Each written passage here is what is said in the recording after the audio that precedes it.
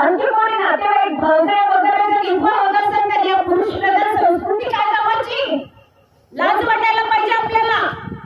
जर माझे शब्द चुकत असेल तर मला माफ करा, कारण मी लहान करून मोठा लाच घेत आहे. पण ही वेळ तुम्ही आमच्यावर बोलण्याची आणत आहे. मलाही माहिती काय बोललं पाहिजे. मी पण प्रशासनामध्ये काम करते, पण मला असं वाटतं की ही वेळ का बरं तुम्ही आणावी? जर एक सामान्य शेतकरी एवढं झटत आहे तर मग एवढे सर्व आतापर्यंत होऊन गेलेले आमदार, मी म्हणून आता कांद्याला बिलकुल दोष देणार नाही, कारण तोही माझ्या भावासारखेच आहे. ते निर्वाचित आमदार बनलेले, त्यांना तेवढे अनुभव यायचे. पण याच्या अगोदरचे झालेले आमदार खासदार तर झोपले होते ना. त्यांनी काय केलं आजपर्यंत? तुम्ही त्यांच्यासाठी उभे राहिले होते ना. मतदान मागायच्या वेळेस दारोदारी जातात, त्यांच्या दाराला माती ठेवत नाही शेतकऱ्यांच्या. आणि जेव्हा ते मागण्या करतात तेव्हा गावात प्रशासनाने कोणतं करतं? तुम्हाला कशासाठी निवडून दिलं इथे? शेतकऱ्यांना मारायसाठी? हा कृषी प्रधान देश आहे ना. आपण मिळवतो ना एवढ्या मोठ्या जगामध्ये आमचा कृषी प्रधान देश आहे म्हणून. शेतात त्यांच्या जागेची भीती वाटायची तर सरकार सुनील कदम वहिनीसोबत जायचा, प्रत्येक वेळेस मुलीला सोबत घेऊन जायचा. पण त्यांनी हे सगळं प्लॅनिंग करून केलं की कारण की का मी जिवंत असताना न्याय मिळणार नाही, मी वेळेवरच मिळू शकतो. तर त्या दिवशी तो एकटा गेला शेतामध्ये आणि त्यांनी शेतातच विष प्राशन केलं आणि त्यांनी लिहून ठेवलं की मला शेतातच जाळा. आणि त्या शेतात की ज्या शेतीचा मी ध्यास घेतला होता.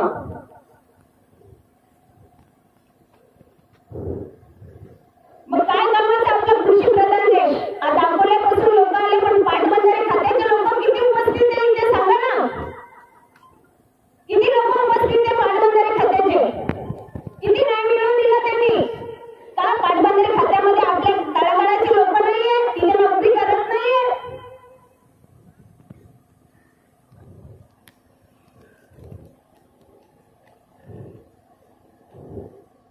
माफ करा माझं काही सुटलं असेल तर, पण मला असं वाटतं इथे जेवढे लोक उपस्थित आहेत तेवढं माझ्या वहिनीला आज सगळे 15 दिवस त्याचं दुःख व्यक्त करतील. कागदपत्री घोड्यामध्ये पेपरवरती फुटणं असेल. आणि त्याचे एक मला सांगायचं आहे की त्याचा पत्रकार परिषदेवरती खूप मोठा विश्वास होता. जरी या लोकांनी त्याला न्याय मिळवून नाही दिला तर मी इथे जर पत्रकार परिषदचे लोक उपस्थित असेल तर मी त्यांना विनंती करेल की माझ्या भावाला न्याय मिळवून द्या. आणि त्याच्या नावासमोर आत्महत्याचं टायटल लावू नका, बलिदानी टायटल लावा. आणि कोणी चुकून आत्महत्येचे नाव करू नका. आणि ज्या वर्षी त्याची एक नेहमीची प्रथा होती की ज्या वर्षी धरण भरलं त्या धरण भरल्यानंतर गावातला जो मुलगा त्याला सांगेल की आज कैलास भाऊ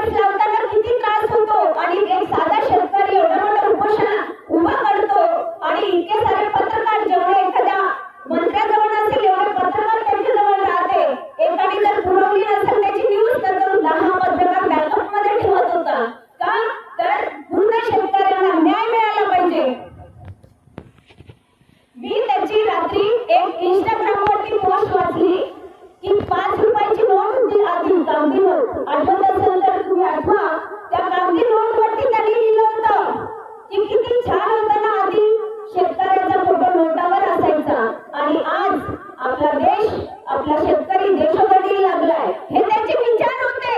याच्यावरून विचार करा. आणि तो साधा शेतकरीच नव्हता, तर तो एक गुरुजी होता. या शून्य आत्माचा गुरुजी होता. प्रत्येक जण त्याला गुरुजी म्हणायचे. पण दुर्दैवाने त्याच्या नशिबात नोकरी नसेल किंवा त्याचं स्वप्न शेतीचं होतं, तर तो शेतकरी बनला. आणि शेतीसोबत त्यांनी मार्गदर्शन केलं. आणि तो एक शेतकरी, एक मार्गदर्शक कवी, त्याच्यात 200 कविता आहे जवळपास.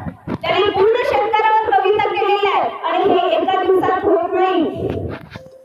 हे त्याचे स्वप्न होते की प्रत्येक शेतकरी माझ्यासारखा आधुनिक बनला पाहिजे. तो साधा शेतकरी राहिला नाही पाहिजे, प्रत्येक एक आधुनिक शेतकरी बनला पाहिजे. हे त्याचे स्वप्न होते. फक्त तो स्वार्थी नव्हता. त्याला असं वाटायचं माझ्या बरोबर हे 14 खेड्यात सुद्धा आधुनिक शेतकरी बनले पाहिजे. तो आज गल्लीपासून दिल्लीपर्यंत लोकांना मार्गदर्शन करत होता. मग तो साधा शेतकरी होता का आणि तो स्वार्थी शेतकरी होता का? त्याच्या आत्महत्या हा शब्द काढून टाका. त्याच्या नावासमोर बलिदान हा शब्द लावा. कारण त्याला माहिती होतं की या देशात बलिदान दिल्याशिवाय कोणी जागृत होत नाही आणि त्या गोष्टीला न्याय मिळत नाही. आणि मी तर म्हणते त्यांनी चुकी केली शासनाला आपल्या पोरांचं मार्गदर्शन मागून. कारण की शासनाने जर तो जिवंत असतानाच त्याला खोट्या प्रलोभन दिले तर मेल्यानंतर काय देणार आहे? आज सगळे सांगतात, दुःख व्यक्त करतात, सहानुभूती दाखवतात, पण एखादा तरी येऊन म्हणते का की चला आम्ही लेखी लिहून देतो म्हणून? जे काळजी मोठीचे आहे मुंडे साहेब वगैरे ते तर करतीलच, आम्हाला माहिती. त्यांच्या शब्दावर आमचा पूर्ण विश्वास आहे की त्यांनी आजपर्यंत जे बोलले ते करून दाखवले. पण असे कितीतरी खोटे लोक आहेत. फक्त दुःख झालं त्याच्या घराला भेटी देणे, पत्रकार परिषदेला दाखवणे की आम्ही असं केलं. पण तुम्ही कागदोपत्री काय करतात? आणि आज प्रत्येक ठिकाणी कागदोपत्री खूप मागितला जातो. तुम्ही काय शब्द दिले, कोणा शब्द दिले हे पाहिलं जात नाही. हे सर्व पाहिलं जात नाही. आज प्रत्येक ठिकाणी खूप मागितला जातो. आणि त्याची कविता वाचा, काळ्या मातीचा कवी. त्यांनी या शेतीला पांडुरंग म्हटलंय, विठ्ठल म्हटलं आहे, रुक्मिणी म्हटलं आहे, श्वास म्हटलेला आहे.